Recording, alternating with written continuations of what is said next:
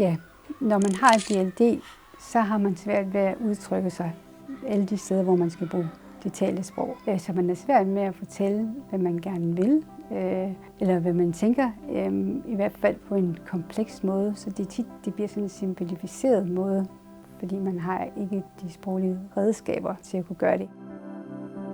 Man har også problemer med at forstå, hvad andre siger til en, fordi nogle gange siger vi jo mange ting i en sætning, og så er det kun nogle af tingene, man får med.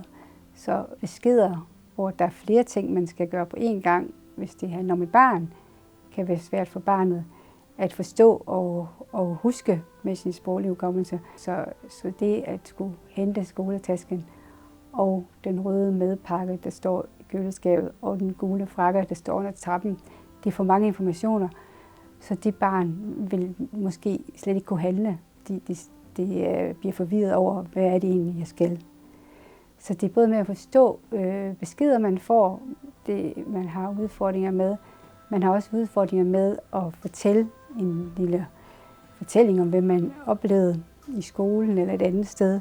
Fordi det er at sætte ordene sammen og sætningerne sammen, så de giver mening, er også noget, man har svært ved. Ja, så det er hele vejen rundt om aktiviteter, der omhandler sprog, og det er jo alt i vores hverdag, der gør det, at der er udfordringer af forskellige karakterer, når man har DLD. Der er også udfordringer på de sociale områder, selvfølgelig, fordi at vores sociale samspil med andre mennesker er betinget af, at vi kan bruge et sprog. Så der bliver børn faktisk hentet i børnehaven, hurtigt ekskluderet og svært ved at komme i leg med andre børn. De kan have svært ved at få gode venner, og de forfølger dem også i skolen, hvor at hastigheden er for hurtig i forhold til, hvor de kan følge med, når der er tale om sproglige aktiviteter, og det er det jo stort set hele tiden. Diagnosen DLD har faktisk eksisteret internationalt og i flere årtier, men det har været svært at få det nedfældet på samfunds- og samfundsniveau, så vi almindelige folk på gaden, der ikke er specialister, har kendskab til det. Så det er sådan, at det er ikke anerkendt på samfunds- og hverdagsniveau. Der er mange skolelærer, der ikke kender til det. Der er mange forældre, der er mange individer, der selv har DLD, der ikke kender til det. Så der mangler rigtig meget anerkendelse på de niveauer, fordi det er simpelthen det, vi også kalder et skjult handicap. Det er også svært at få øje på, at man ikke har et ret stort sprog, fordi man kan jo godt tale, men de ting, man taler om, og de ord, man har at gøre med, er meget begrænset og ikke svarende til det, som ens jævnaldrende kan. Så det er noget, som er svært at høre, men også at få øje på i det hele taget.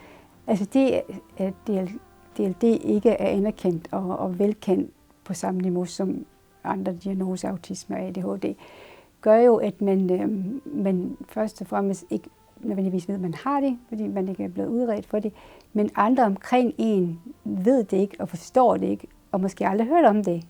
Så de ved heller ikke, hvad det er, der skyldes, at man måske har en adfærd, som ikke ligesom de altid havde forventet, og måske ikke hører efter. Og det er ikke fordi, at man ikke hører efter, det er fordi, man ikke forstår det komplekse sprog. Man føler heller ikke, at man som individ har ret til at gøre opmærksom på at sige, jeg har behov for, at du gentager det her flere gange. Jeg har behov for, at du er lidt mere tålmodig i at høre, hvad jeg har at sige. Fordi at der ikke er nogen, der kender, eller er meget få, der kender DLD-begrebet og hvad det indebærer.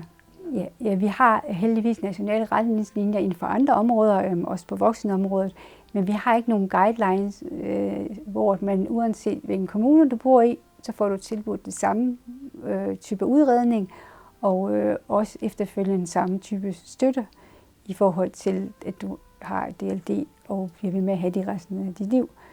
Så det skal være ensartet inden for alle kommuner, så derved skal der også stå nogle specialister til rådighed i de kommuner, der faktisk ved noget om DLD, der kan udrede, der kender kendetegnene, der efterfølgende også kan rådgive i forhold til, hvad dem omkring barnet skal gøre for at støtte op omkring barnets udvikling, så de får udnyttet sine kompetencer.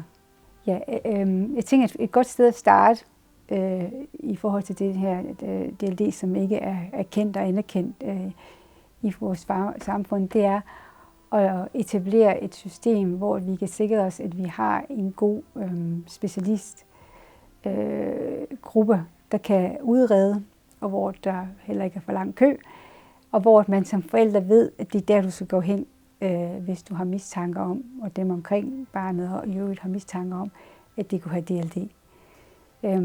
Dernæst skal der udvikles også et etableret system om, hvad de naturlige konsekvenser er ved at få diagnosen, nemlig at man skal have nogle bestemte støtteforanstaltninger i børnehaven, i skolen, i forhold til at få et arbejde, på eksamensøje med. Konsekvenserne ved, hvis vi fortsætter, som vi gør i øjeblikket, hvor vi ikke har en officiel anerkendelse og heller ikke har nogle konkrete retningslinjer og handlinger for, hvordan vi skal udrede, og hvem der skal udrede børn med DLD, hvilken støtte der skal gives, i hvilken aldersgrupper, og hvordan de skal støttes, så er konsekvensen den, at vi taber en ret stor gruppe af individer på gulvet, i forhold til, at de ikke får en uddannelse, de ikke får et arbejde, så de kan være med i vores samfund, som de gerne vil. Og det er rigtig mange ressourcer, som vi ellers kunne få rigtig store glæde af, der går tabt, hvis ikke at der bliver lavet en indsats. Så vi får øje på de her individer, vi finder ud af omfanget af deres udfordringer, og vi får støttet op omkring, at de selvfølgelig skal have en uddannelse og et arbejde, og i god livskvalitet.